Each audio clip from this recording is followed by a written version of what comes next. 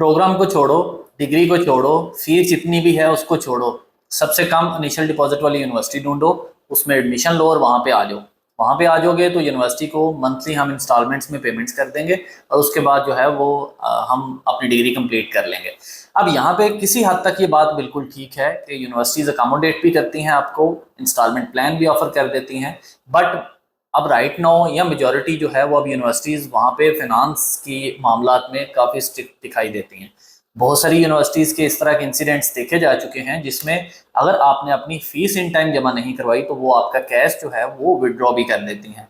तो यहाँ पे ये चीज़ समझने की ज़रूरत है कि जैसे किसी भी यूनिवर्सिटी की रिफंड पॉलिसी को समझना ज़रूरी है, उसी तरह से उस यूनिवर्सिटी का फी प्लान को समझना ज़रूरी है और आपका जो टोटल कोर्स है उसको समझना ज़रूरी है। कुछ स्टूडेंट्स जो हैं वो 2 ईयर्स के कोर्स पे भी चले जाते हैं, हालांकि वो 1 ईयर में भी कर सकते हैं, बट वो उनको गाइड नहीं किया गया होता है, उनको बताया गया होता है कि आप चले जाएं, आपको ज़्यादा टाइम मिल जाएगा, उसके बाद आप ये कर लेंगे, फलां कर लेंगे, और फीस भी उसमें बहुत ज़्यादा उनको पे करनी पड़ जाती है।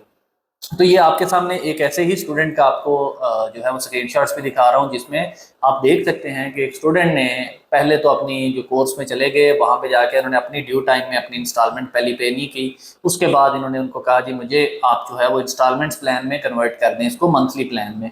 उसको भी उन्होंने रिजेक्ट किया, उन्होंने फिक्स किया टाइम को कि आप इस टाइम पे ये इंस्टॉलमेंट जमा कराएं और इस पे ये जमा करवाएं और 2 इंस्टॉलमेंट्स के अलावा फर्दर इंस्टॉलमेंट्स नहीं हो सकती। और अगर आप समझते हैं कि आपसे ये फीस नहीं पे की जा रही तो आप अपनी स्टडी में ब्रेक ले लें। अब यहाँ पे ये एक नया ट्विस्ट है कि आपकी जो अमाउंट है ये यहीं पे स्टैंड करेगी और उसके बाद वो आप उनको बताएंगे कि आप कितना ब्रेक लेना चाहते हैं। फिर उस टाइम पे अगर कोई रीटेक की फीस होगी, कोई यूकेवीआई की फीस होगी, कोई आपकी फाइनेंशियल रिक्वायरमेंट्स चाहिए होंगी, उसमें आपको नया कैश इशू करना होगा, तो ये सारी चीजें उस टाइम पे डिटरमिन की जाएंगी कि हम आपको इसमें अलाउ कर रहे हैं या नहीं कर रहे। तो यहाँ पे बर्डन स्टिल वहां भी रहेगा, आप ऐसा नहीं कर सकते कि वहां से जो है वो उसको आप बाद में कम फीस पे कन्वर्ट कर लें। दूसरा इसमें फिर प्रॉब्लम्स क्या आती हैं? प्रॉब्लम्स वही आती हैं कि बच्चा फिर कहता है कि यार अब मैं आ गया हूँ, अब यहाँ से वापस तो नहीं जा सकता और मुझे से ये पैसे भी नहीं दिए जाने, तो मैं अब यहाँ पे असाइलम डाल लेता हूँ या मैं यहाँ से यूरोप चला जाता हूँ। और फिर उसके बाद वो ये इस तरह के ब्लंडर्स करके वहां पे चले जाते हैं, माइट भी वो सेट हो जाते हैं, अच्छा कमाते हैं, बहुत अच्छी चीज है। बट उन चीजों का जो बर्डन है वो कहाँ पे फेस करना पड़ता है, वो आप अब पे कर रहे हैं। जो आप क्लाइंट्स या स्टूडेंट्स जब अपना वीजा अप्लाई करते हैं और उनके इंटरव्यू आते हैं, उनको रिफ्यूज करते हैं, तो वो कहते हैं यार क्यों स्क्रूटनी इतनी हो रही है, क्यों हमें तंग किया जा रहा है। हमें वो कहते हैं इनिशियल डिपॉजिट पे नहीं आ सकते, आप फुल फीस पे करके आए, हमें एम्बेसी इंटरव्यूज आ रहे हैं, हमारी लैंग्वेज की रिक्वायरमेंट स्ट्रिक्ट हो जाए, हमारे से पहले वाले तो ऐसे चले गए ऐसे चले गए। तो भाई वो ऐसे और वैसे वाले जो गए थे उन्हीं की बदौलत आपका ये आज हाल है कि आप इस तरह से बैठे हैं कि आपके ऊपर सिक्योरिटी इतनी टाइट हो गई है। तो ये फिर इस तरह के ब्लंडर्स होते हैं। यानी देखें, जब आप एक दफा वहां पे चले जाते हैं अपनी हैवी इन्वेस्टमेंट के साथ, तो अगर वहां पे आप अपनी डिग्री कंप्लीशन की तरफ नहीं आते तो फिर आप कोई ना कोई अल्टरनेटिव रूट ढूंढते हैं जो कि इलीगल होता है, जो कि आप बाद में उसको लीगल कर लेते हैं, बट वो आपको सूट नहीं करता कि आप वहां पे किस तरह से अपनी कन्वर्जन्स करते हैं। तो ये तो आपको प्रॉपर वो सूट नहीं करता, यहाँ पे ये चीज को समझना जरूरी है।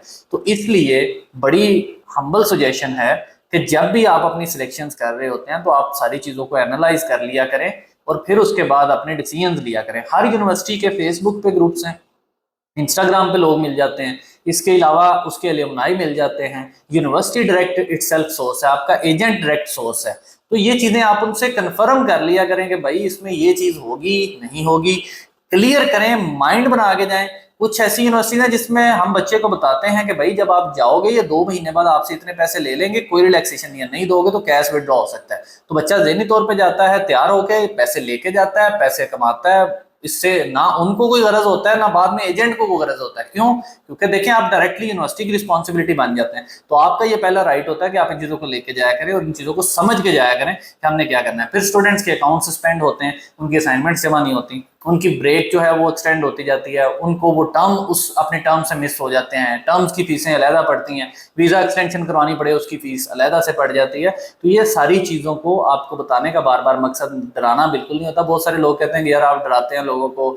मैं आपको वो इन्फॉर्मेशन बताता हूं जो आप 70 लाख लगाते हैं लेकिन इन चीजों के बारे में नहीं सोचते और फिर वहां पे जाके एजेंट को भी गालियां देते हैं, यूनिवर्सिटी को भी गालियां देते हैं और फिर वहां पे इलीगल रूट लेते हैं, जिसके बाद आप अपने मुल्क का नाम भी बदनाम करते हैं।